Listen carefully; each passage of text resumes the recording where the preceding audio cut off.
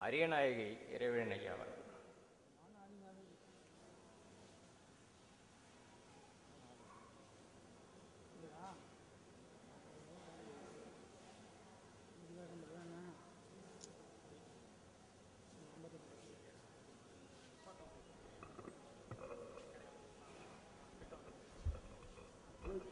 இங்கு கூடியிருக்கும் அனைவருக்கும் நன்றி, வணக்கம். தோன்றிற் புகழோடு தோன்றுக அந்திலார் தோன்றலின் தோன்றாமை நன்றி என்பது போல் ஐயா அவர்கள் மறைந்த செய்தி எனக்கு மிகவும் வேதனையை கொடுத்து அந்த வேதனை இன்னும் நான் தாங்கிக் கொள்ள முடியவில்லை. அதே போல் அவர் இன்முகம் காட்டி அனைவரிடமும் நல்ல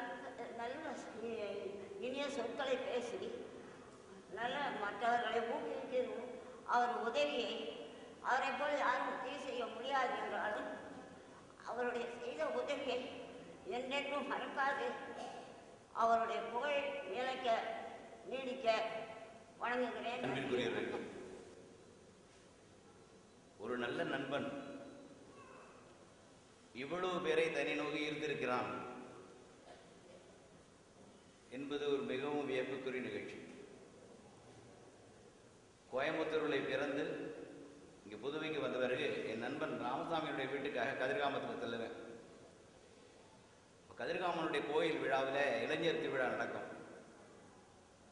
என்னுடைய மக்கள் முதல்வர் சோப்பு தண்டபாணி என்று ஒரு அருமையான நண்பர், அண்ணன் வேல்முருகன், நம்ம திருநாவு, அந்த கோயில் வேலைகளெல்லாம் காலை பகல் என்று அது என்ன பணி என்று தெரியாது, இளைஞர் பணியாக அத்தனையும் இழுத்து போட்டு செய்வோம்.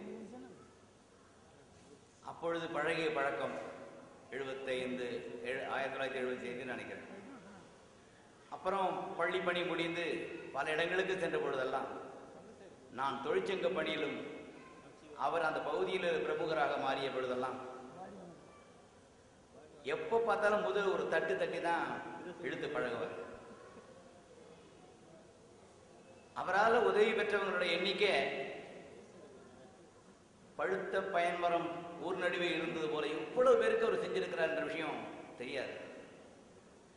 ஒரு முறை அதிகாலையில் அவர்கிட்ட தொலைபேசி வருது, ஒரு நண்பர் துர்மரணம் அடைந்துட்டாரு, மருத்துவ பரிசோதனை செய்யணும், நீ உடனடியா பிணவரை அறுப்புக்கு வரணும் அப்படின்னு சொன்னார். மணியை பார்த்தா 4-4:30 தான் இருக்கும். உடனடியாக என்னுடைய மருத்துவ நண்பர் டாக்டர் பலராமன் அவர்கிட்ட சொல்லி, இந்த மாதிரி என்னன்னு தெரியல நண்பர் சொல்லியிருக்கிறார், யாருன்னே தெரியாது.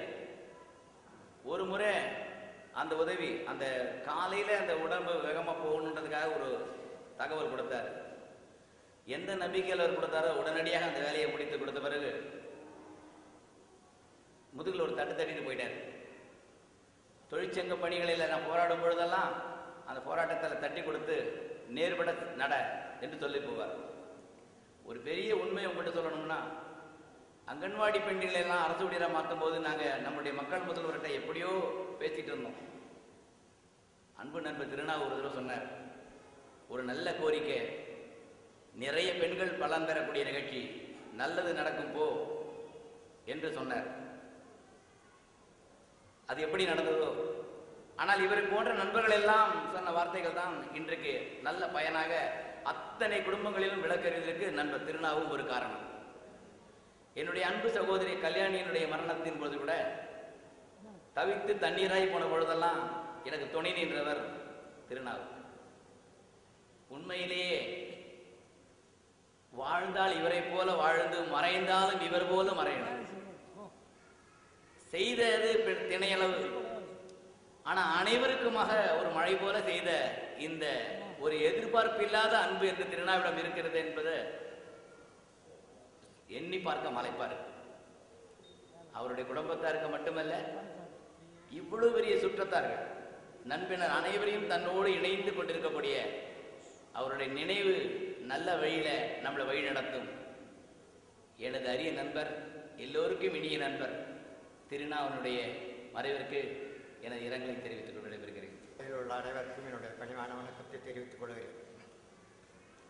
ஐயா தேசிகன் ஐயாவை நினைக்கும் போதெல்லாம் எனக்கு ஒரு பாடல் நினைக்கு வரும். அந்த பாடல்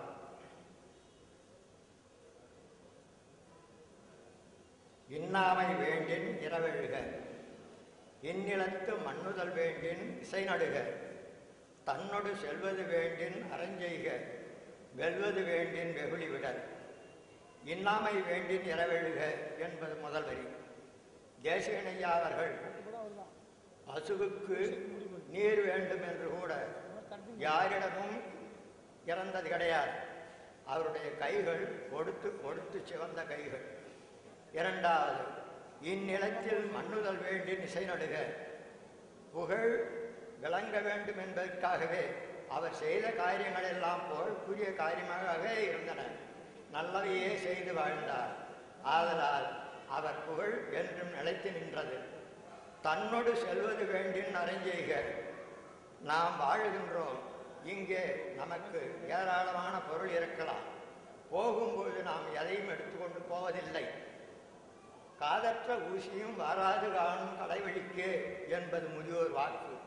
அவ்வாறு இருக்கும்போது நாம் நம்மோடு எடுத்துக்கொண்டு செல்ல வேண்டியது ஒரே ஒரு பொருள் உண்டு.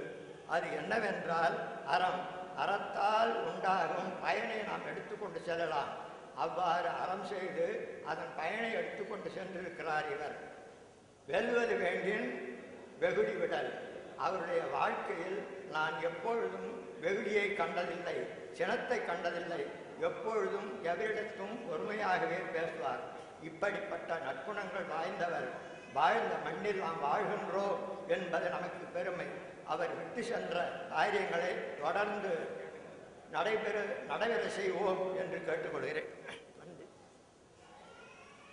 ஐயா ஆறுமுகம் அவர்கள், தனித்தமிழ் கழக ஆறுமுகம். அனைவருக்கும் வணக்கம். நானும் திருநாவு ஐயாவும் சிறு வயதிலே இருந்து ஒன்றாக படித்தவர்கள், பழகியவர்கள், எல்லா வகையிலும் நடந்து கொண்டிருந்தோம். நான் எதை சொல்றது எதை சொல்லாமல் எனக்கு ஒன்றுமே புரியல. அவ்வளோ சொல்ல வேண்டியது இருக்கு. இருந்தாலும் நான் சுருக்கமாக ஒரு சொல்லிட்டு என்னுடைய உரையை முடித்துக்கொண்டேன். எங்களுடைய கழகத்தில் இருக்கிற எல்லா உறுப்பினர்களுடைய குடும்பத்தில் நல்லது கெட்டது எல்லாவற்றையும் எடுத்து செய்வார். என்னுடைய மகன் திருமணத்தையும் மகள் திருமணத்தையும் அவர்தான் நடத்தி வைத்தார். அந்த மகளுக்கு ஒரு செய்தி, மகளுக்கு திருமணத்துக்கு முன்னாடி என்கிட்ட கொஞ்சம் பணம் வந்தது. நான் என்னையா செய்யறது கேட்டேன். அவர் என்னை எப்பயுமே வாடா போடா இந்த கெட்ட வார்த்தை தான் சொல்லுவாருங்க. வாடா போடா தான், கெட்ட வார்த்தை தான் அப்படி பண்ண. சரி சரி என்ன சொல்ல, நீ நேராக பணத்தை எடுத்துக்கின்னு யார் கையில் கொடுக்காத, உன் பொண்டாட்டியை கூட்டுக்குன்னு சென்னைக்கு போய் நகை எடுக்கணும். அவர் சொன்னபடியே நான் செய்தேங்க. அது நிறையா நகை சேர்ந்தது. என்னோட மகளுக்கு அப்படியே போட்டேன். ஏன்னா அது ஒரு இதுக்கு சொல்ல ஒரு தூண்டுதல் செய்யறது.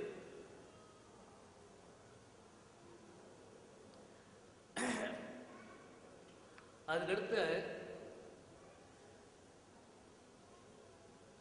நாங்கள் 70 எஸ்எஸ்எல்சி அப்போல்லாம் கணக்கு பாடத்தை நாங்கள் எடுத்தோம்.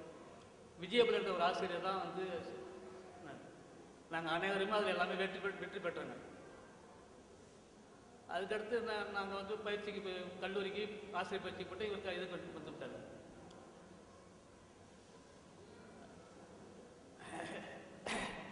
அதுக்கடுத்து கடைசியாக நம்ம அன்னைக்கு அந்த நல்லுணவகத்தில் தான் பார்த்து பேசணும். மறால் இந்த நிகழ்ச்சி நடந்து போச்சு. என்னால் இன்னும் சொல்கிறதுக்கு முடியலை. இருந்தாலும் இதனோட என்னுடைய உரையை முடித்துக். நன்றி, வணக்கம். திருநாவு என்று நாங்கள் எப்பொழுதும் அழைத்து கொண்டிருப்போம்.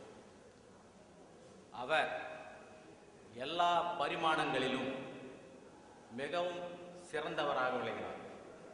நல்ல நண்பனாக, நல்ல குடும்பத் தலைவனாக, அதாவது நண்பனாக என்று சொல்லும்போது ஒரு நட்புக்கு இலக்கணமாக திகழ்ந்தவர். நல்ல